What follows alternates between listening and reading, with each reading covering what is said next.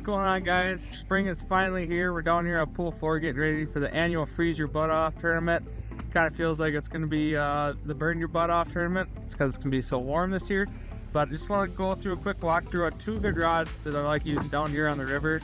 Number one, for doing jigging, just about anything. If you're dragging, pitching, is a 610 medium light extra fast. This is in the Identity series. Very versatile. It's probably the most versatile rod we have. Whether you're pitching, whether you're dragging, you've got the action for both. You know, if you have big head shakes for a big fish, you need that play in there. And when you're dragging, you can hold them on there so they don't feel your rod right away.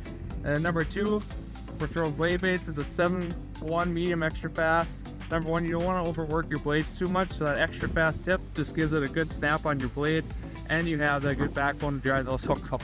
So the water's heating up down here, the weather's nice, hopefully the fish play with us. We'll see what happens, but those are just the two rods to go to on next time on the river.